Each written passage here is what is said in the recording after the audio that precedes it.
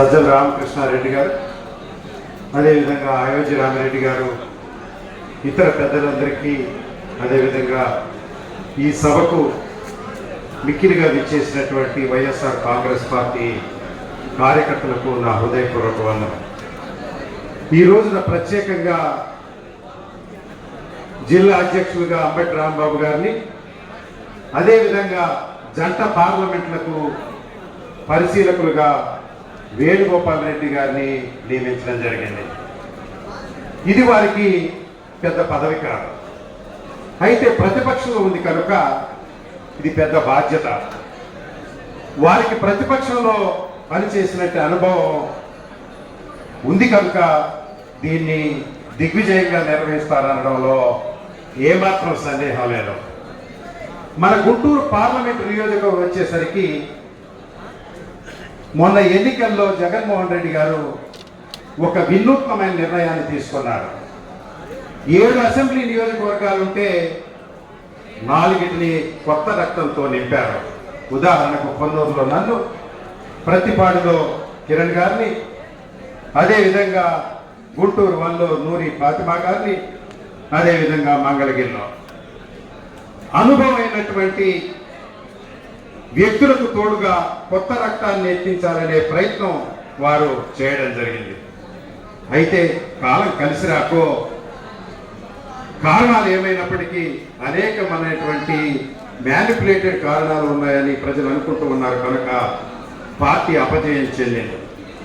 ప్రతిపక్షంలో ఉన్నప్పుడు కొత్త రక్తమైన మేము దిగ్విజయంగా పనిచేసి జిల్లా నాయకత్వానికి, పార్లమెంట్ నాయకత్వాన్ని బలపరచడం ద్వారా వచ్చే ఎన్నికల్లో వైఎస్ఆర్ కాంగ్రెస్ పార్టీని గెలిపించడానికి పనికొస్తుంది అనుభవం నేను అనుకుంటూ ఉన్నాను. అంతేకాకుండా 2026 సంవత్సరంలో నియోజకవర్గాలు మరొక 2 పెరుగుతాయి కనుక ఇంకా కొత్త రక్తం ఎక్కితే మీలో కూర్చొని 2 పైకి వచ్చి కూర్చునే అవకాశం ఉంది కనుక ప్రతి మండలంలో, ప్రతి ఊర్లో, ప్రతి గ్రామంలో అందరూ కార్యకర్తలు కష్టపడి ఎన్నికల వరకు మనం తీసుకొస్తే ఎన్నికల్లో జగనన్న వంటి చేత్తో నడిపిస్తాడని విషయంలో నాకేమాత్రం సందేహం లేదు. అయితే వేదిక మీద ఉన్న పెద్దల ద్వారా జగనన్నకు నేను ఒకటే మనవి చేయదలుచుకున్నాను. కారణాలు ఏమైనప్పటికీ జగనన్న మిమ్మల్ని ప్రజలు రోడ్డు మీద చూడక 4 సంవత్సరాలు కార్యకర్తలు దిగులు పడి ఉన్నారు. మీరు రోడ్డు మీద ఎక్కండి, నియోజకవర్గానికి రండి, నియోజకవర్గాలు పైపోతే వెంకటేశ్వర స్వామి మీద ఓటు.